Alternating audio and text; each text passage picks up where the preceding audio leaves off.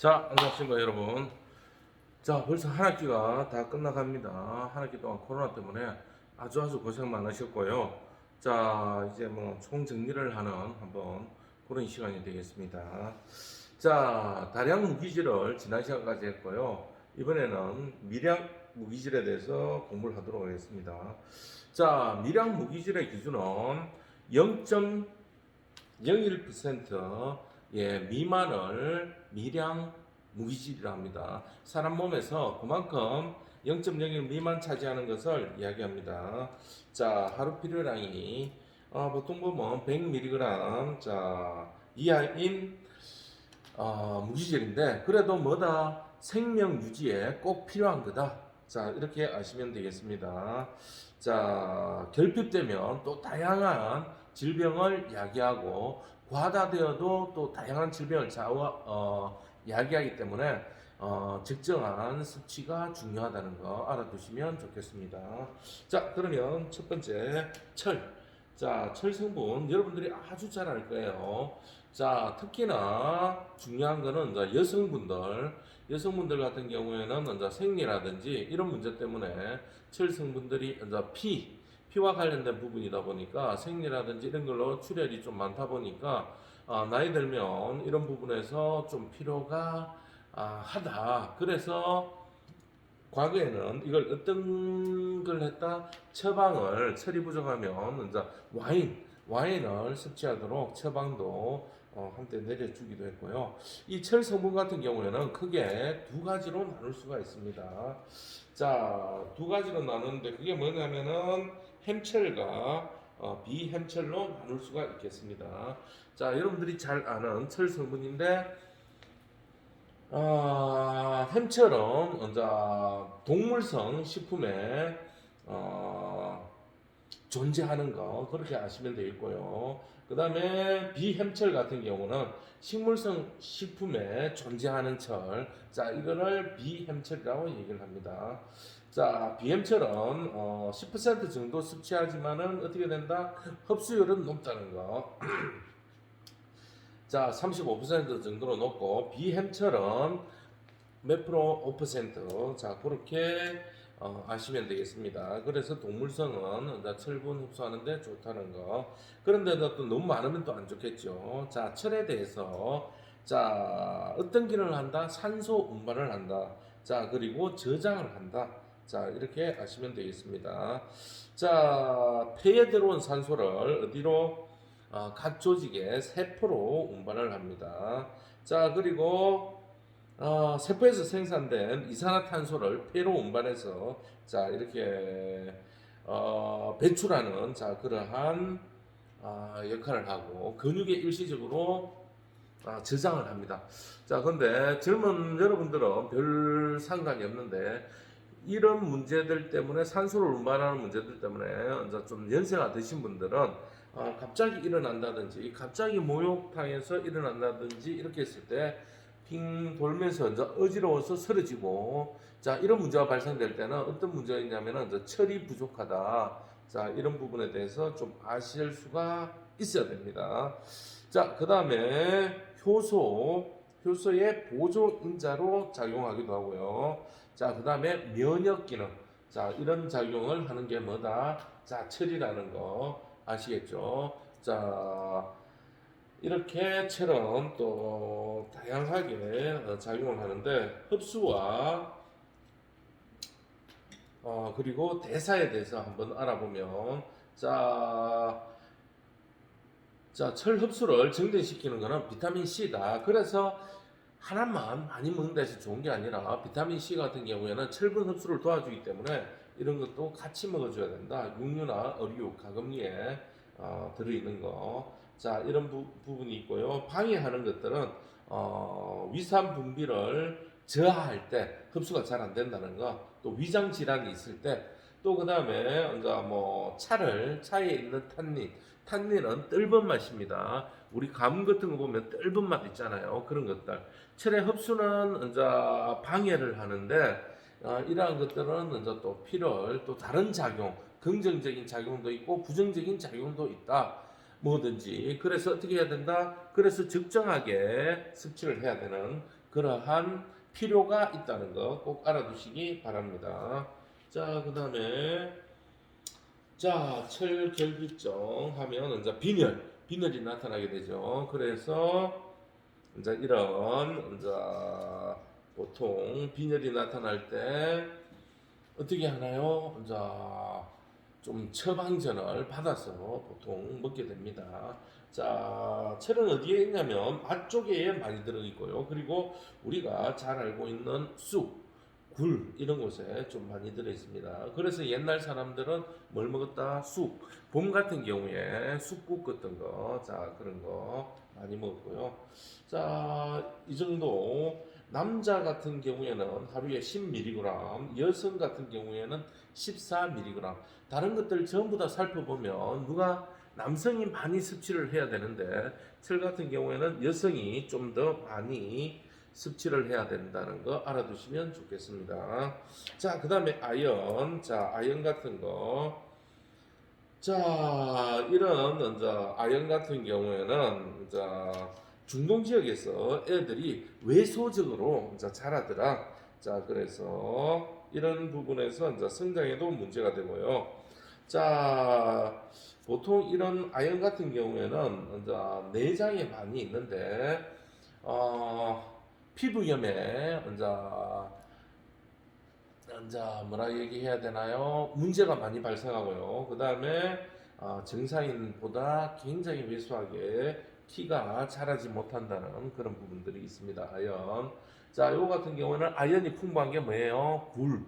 자, 굴에 가장 많고요. 그 다음에 쇠관, 소간 있잖아요. 소간. 자, 그 다음에 가재, 뭐 이런 것들에 좀 많이 있는데 굴에 가장 많이 있다는 거 알아두시면 좋겠습니다. 자, 이런 아연 같은 경우도 좀 금속이지만 좀 많이 작용하는 것들이 뭐냐면은 이제 생체막 구조를 유지하는 데 도움이 되고요. 그 다음에 면역 기능, 그 다음에 성장, 뭐 이런 것들이 있고요. 그 다음에 인슐린 작용을 또 도와준다는 거, 기타로. 자, 이런 것들이 있습니다. 자, 그 다음에 우리가 알아야 될 건, 이제 구리. 자, 구리 같은 거. 자, 구리 같은 경우에는 철하고 유사한 기능을 하고 있고요. 자, 그 다음에 철 흡수에도 좀 도움을 준다고 보시면 되겠고요. 자, 결합 조직에 합성을 합니다. 자, 구리 같은 경우도 굴에 많이 들어있습니다. 자, 요즘 같은 경우 굴철이잖아요, 그죠? 겨울철에. 자, 그래서 굴김치라든지 또 그 다음에 석화, 생굴을 이제 뭐 먹는 자 그러한 형태들 많이 있다는 거 알아두시고요. 자, 구리. 자, 그 다음에 요드. 자, 요드 같은 경우에는 갑상선과 문제가 되겠습니다. 갑상선. 자, 이런 것 같은 경우에는 이제 뭐 여러분들이 잘 아는 이제 저하증 그리고 과민증. 저하증은 사람이 처지는 걸 얘기하겠죠, 그죠? 그다음 과민증은 아주 흥분된 상태, 계속 흥분해가 있어요. 본인은 힘나고 즐거워요. 자, 그런 게 이제 좀 문제가 되겠죠, 그죠? 자, 그런 문제들. 자, 이런 문제들이 이제 요드. 자, 이 요드 같은 경우에는 이제 신진대사를 좀 조절하고 성장기에는 꼭 필요한 거다. 자, 그런 성분, 모든 성분들이 다 필요하겠지만, 자, 이런 이제 결핍이 되면, 네, 크레틴병, 그 다음에 이제 갑상선종. 자, 여기에 이제 선종이라는 거는 이제 착하다, 붓기만 붓고 뭐 암이라든지 이렇게 되지는 않는 건데 많이 튀어나오는 거. 자, 그 다음에 과잉증. 요도가 좀 많으면 눈알이 튀어나옵니다. 두꺼비처럼, 자, 깨구리처럼 눈알이 튀어나오면 요도가 이제 좀 과잉증이다. 자, 이렇게 보시면 되겠고요. 자, 뭐든지 알다시피 좀 더 어떻게 해야 된다? 적정해야 된다. 자, 그 다음에 요오드 같은 경우 많이 먹으면 또 뭐가 있냐면 심장 박동이 굉장히 빨라지는 그러한 역할들이 있다는 거. 자, 이런 것들은 기초대사가 항진, 정진한다는 뜻입니다. 자, 너무 정진돼도 안 좋다는 거. 자, 뭐든지 밸런스가 맞춰야 되고요. 자, 요오드 같은 경우에는 남녀 동일하게 예, 권장 섭취량이 필요하고 그 다음에 해초에 좀 많이 들어가 있다고 합니다. 아시겠죠? 자, 그 다음에 여러분들이 잘 아는 불소. 불소하면 뭐가 생각나나요? 자, 이와 관련된 자 이런 것들. 이것도 결핍이 돼도 문제, 과잉이 돼도 문제입니다. 불소가 침착이 일어나는 자 그러한 형태들 너무 많이 돼가지고 이가 나온 데서 또 나오고 막 이런 형태들. 자, 그 다음에 이 불소 같은 경우에는 골다공증이나 충치를 먼저 예방하는 이러한 역할을 한다는 거 알아두시면 좋겠습니다. 자, 그 다음에 이것도 뭐 하루에 한 3.5mg 정도. 자, 고등어에 좀 많고요. 자, 그 다음에 정어리, 연어 이런 순대로 좀 있다고 보시면 되겠습니다. 자, 그 다음에 셀레늄. 자, 요거는 항산화 작용을 하고 있습니다. 항산화 작용. 자, 이거는 중금속 해독 작용을 하고요. 셀레늄 같은 경우에. 자, 요거 같은 경우에는 비타민 E하고 같이 섭취를 해야 좀 더 많은 효과를 볼 수가 있다는 거 알아두시면 좋겠습니다. 자, 그런 자 부분이 있고요. 자, 이런 거는 자 밀배아, 자 가재, 뭐 이런 거 참치 이런 것들에 좀 있다는 거. 우유에도 좀 있고요. 닭고기에도 있고요. 자, 이런 부분들. 자, 이런 부분들이 있고, 그 다음에 망간. 자, 망간은 이제 촉매 효소로서 작용을 많이 한다는 거. 자, 이런 것 같은 경우는 이제 뭐 크게 사람에게 결핍되는 건 없어요. 망간이. 근데 이제 뭐 성장 장애, 근육 이상, 생식 능력이 저하되는 자 그런 증세가 나타난다고 합니다. 아시겠죠? 자, 그다음에 크롬. 자, 크롬 같은 경우는 자 인슐린 작용을 도와서 이제 세포에 포도당이 이제 유입되도록 이제 만드는 그러한 역할을 한다고 볼 수가 있겠습니다. 자, 이런 부분. 자, 요즘 같은 경우 이제 채식주의 자 많이 나오는데, 자 이런 것 같은 경우에는 자 몰리비덴은 넘어가도록 하고요. 자, 채식주의 같은 경우 자 공식적으로 굉장히 논란이 좀 많이 되고 있죠. 채식만 먹어도 된다. 아니면 뭐 문제가 없다 하는데 채식만 먹더라도 이제 좀 문제가 된다, 될 수 있다라고 조금 나오고 있습니다. 그래서 나이가 들면 어느 정도의 육식도 조금은 필요하다 그런 이야기가 있습니다. 아시겠죠? 자, 그런 부분들 아시고, 자 시험 뭐 총정리하자면 예상 문제를 한번 알아볼게요. 자, 우리가 동식물에 주로 구성하는 것들은 뭐냐면은 필수적인 것들은 크게 나눠서 당질, 지질, 그리고 단백질이라고 공부를 했습니다. 좀 반드시 기억해야 될 것입니다. 아시겠죠? 무슨 의미인지. 자, 그 다음에 우리가 보족 효과라는 걸 공부를 했습니다. 그게 뭐냐면요.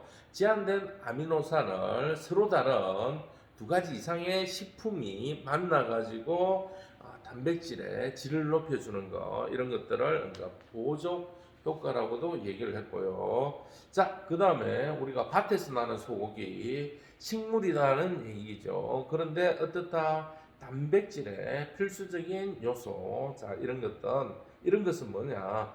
자, 이게 분해되어서 아미노산으로 공급되는데, 자, 이러한 것은 가장 잘 알고 있는 우리가 콩. 자, 이런 것들은 두부. 이해가 되시죠? 다른 걸로 만들어져서 나온다는 거.